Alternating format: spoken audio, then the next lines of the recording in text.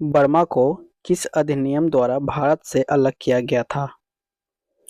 Friends, right answer है आपका option C, अधिनियम 1935।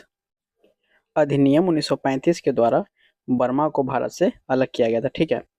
ब्रिटिश सरकार ने 1937 में ब्रिटिश भारत से बर्मा प्रांत को अलग कर दिया गया था। तो अधिनियम अगर पूछे आपसे तो 1935 बताइएगा। और किस ईयर में बर्मा और भारत के बीच बाउंड्री लाइन डिसाइड किया गया? तो इसका राइट आंसर हो जाएगा 1937। ठीक है फ्रेंड्स, आप सभी का स्वागत है मेरे यूट्यूब चैनल शारदा एजुकेशन पे। वीडियो अच्छी लगी हो तो वीडियो को लाइक और चैनल को सब्सक्राइब प्लीज़ जरूर करें। ठीक है। इस वीडियो में मैं टॉप 50 क्वेश्चन लेकर के आया हूँ और वीडियो को एक्सप्लेन करते हुए आपको आराम से 100 से 150 क्वेश्चन की जानकारी हो जाएगी। तो किसी भी वनडे एग्जाम की तैयारी कर रहे हैं तो आप वीडियो को जरूर पूरा देखें। न्यायपीड़ा निम्नलिखित में से किस भारतीय सीमावर्ती देश की राजधानी है? फ्रेंड्स, न्यायपीड़ा जो है ना वो म्यांमार की राजधानी है। ऑप्शन डी इस क्वेश्चन का राइट आंसर हो जाएगा। इसके अलावा अगर मैं बात करूं तो भूटान की राजधानी है थिम्पू, अफगानिस्तान की राजधानी है काबुल और नेपाल की राजधानी है काठमांडू। ठीक है। पड़ोसी देश की राजधानियां आपसे पूछी जाती है एग्जामों में, तो इन्हें जरूर ध्यान में रखिएगा। नेक्स्ट क्वेश्चन है, उत्तर से दक्षिण की ओर हिमालय की निम्न श्रेणियों का सही क्रम बताएं। पहला है लद्दाख, दूसरा है जांस्कर, तीसरा है काराकोरम और चौथा है पीर पंजाल। इन्हें आपको बताना है कि उत्तर से दक्षिण की ओर इनका श्रेणी में मतलब श्रेणियों में सही क्रम क्या है? तो फ्रेंड्स, इसका राइट आंसर हो जाएगा आपका ऑप्शन सी। पहले आएगा काराकोरम, उसके बाद आएगा लद्दाख, फिर आएगा जास्कर श्रेणी और सबसे दक्षिण में आएगा पीर पंजाल। ठीक है। तो ऑप्शन सी।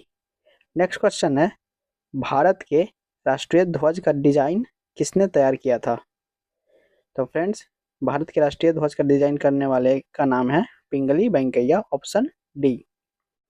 कुछ और इम्पोर्टेंट पॉइंट्स की अगर मैं बात करूं तो मैडम भीकाजी कामा ने 1907 में पहली बार विदेशों में भारत का झंडा जो है वो फहराया था। तो पूछता है कि विदेश में सबसे पहले भारत का झंडा किसने फहराया? तो मैडम भीकाजी कामा 1907 में। ठीक है। इसके अलावा एनी बेसेंट कांग्रेस की पहली महिला अध्यक्ष बनी थी, तो इनका नाम आप याद रखिएगा। सरोजनी नायडू कांग्रेस की पहली भारतीय महिला अध्यक्ष बनी थी 1925 में, तो इनका भी नाम आप याद रखिएगा। ठीक है। नेक्स्ट क्वेश्चन है, हमारे संविधान में न्यायिक समीक्षा की धारणा किस देश के संविधान से ली गई है? तो फ्रेंड्स, इसका राइट आंसर हो जाएगा आपका ऑप्शन बी। न्यायिक समीक्षा अमेरिका के संविधान से लिया गया है। इंग्लैंड से संसदीय प्रणाली भारतीय संविधान में लिया गया है। कनाडा से संघीय प्रणाली, ठीक है, और ऑस्ट्रेलिया से समवर्ती सूची हमने अडॉप्ट करा है। ठीक है। भारतीय संविधान में सर्वाधिक भाग पूछ ले कि कहाँ से लिया है हमने, तो अधिनियम भारत शासन अधिनियम 1935 से लिया गया है। ठीक है। तीन बातों को आप नोट करते हुए चलिएगा। भारत का संविधान किस तिथि को स्वीकार किया गया था? तो फ्रेंड्स, राइट आंसर हो जाएगा आपका ऑप्शन सी, 26 नवंबर 1949 को। ठीक है। 26 नवंबर 1949 को भारत का संविधान जो है स्वीकार कर लिया गया था। अगर आपसे पूछे कि लागू कब हुआ, तो 26 जनवरी 1950 को। ठीक है। तो इन दोनों डेट्स को आप याद रखिएगा, आपसे पूछता है एग्जामों में। भारत में प्रधानमंत्री तब तक अपने पद पर रहता है जब तक उसे प्राप्त है। तो फ्रेंड्स, क्या प्राप्त है? सशस्त्र बलों का समर्थन, राज्यसभा का विश्वास, लोकसभा का विश्वास या फिर जनता का समर्थन?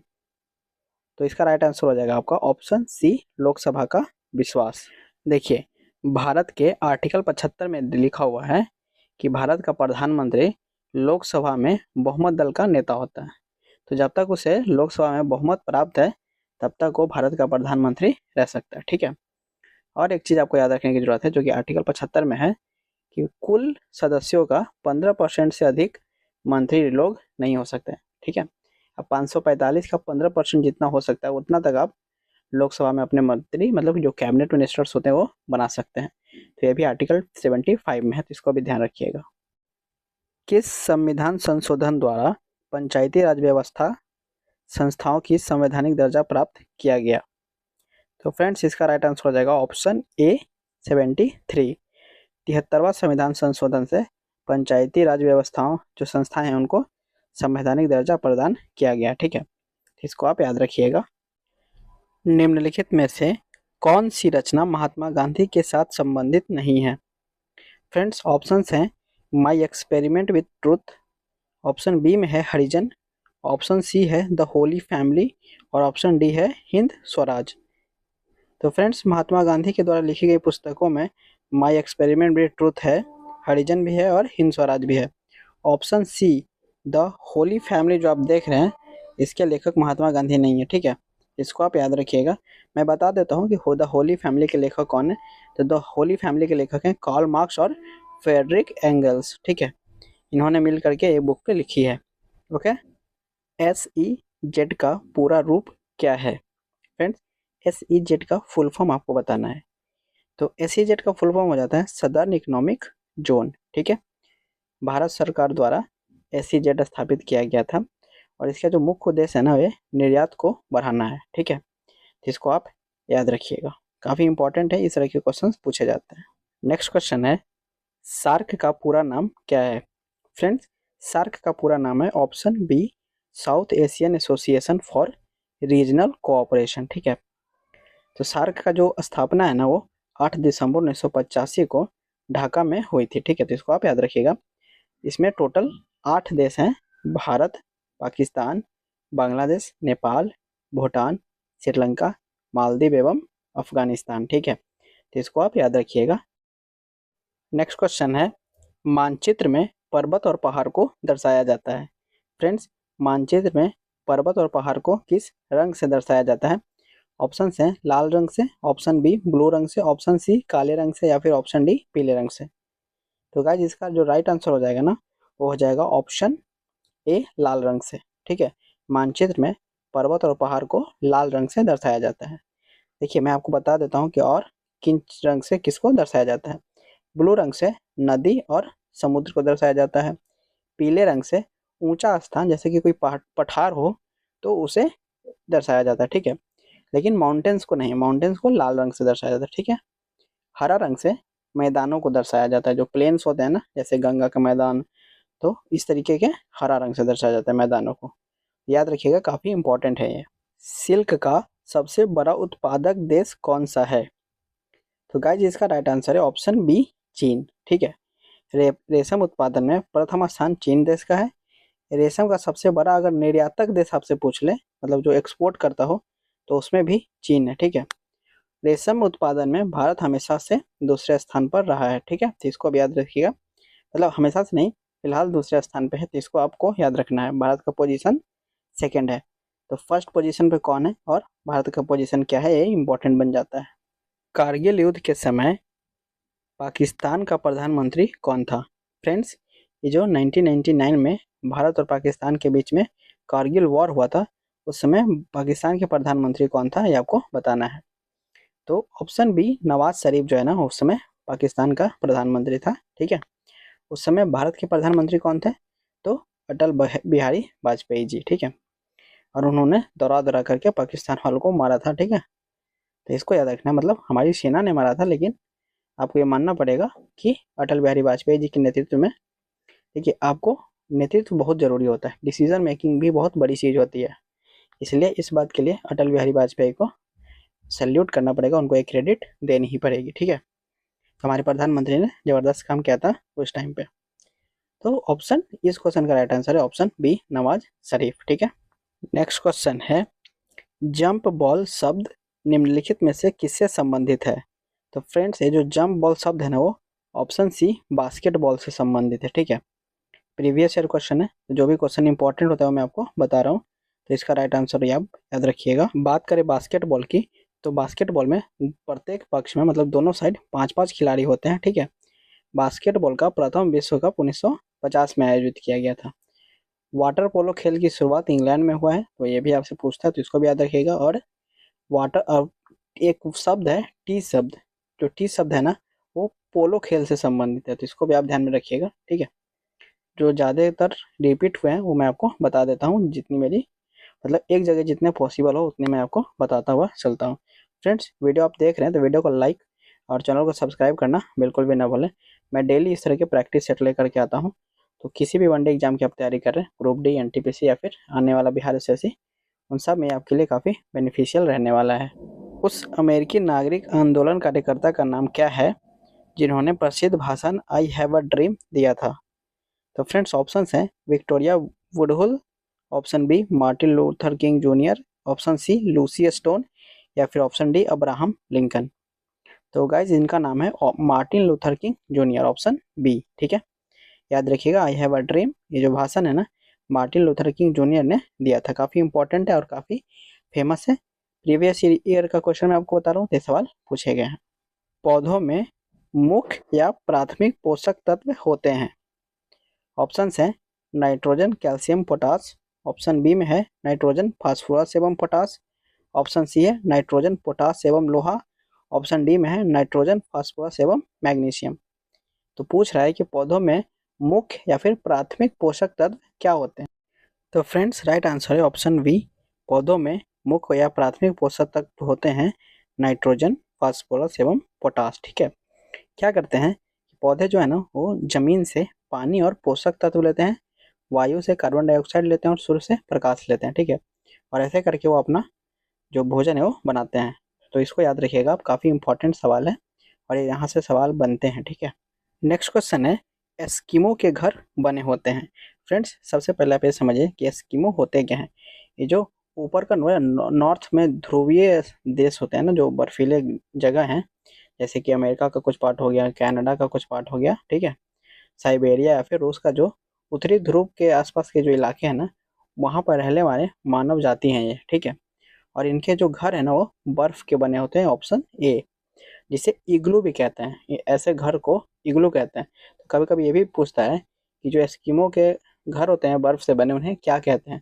तो उसे इग्लू कहते हैं। तो इसको भी आप याद रखिएगा, इंपॉर्टेंट है। ओके, दिल्ली से पहले भारत की राजधानी कहाँ थी? तो फ्रेंड्स ऑप्शन बी, दिल्ली से पहले भारत की राजधानी कलकत्ता थी। इसको आप याद रखिएगा।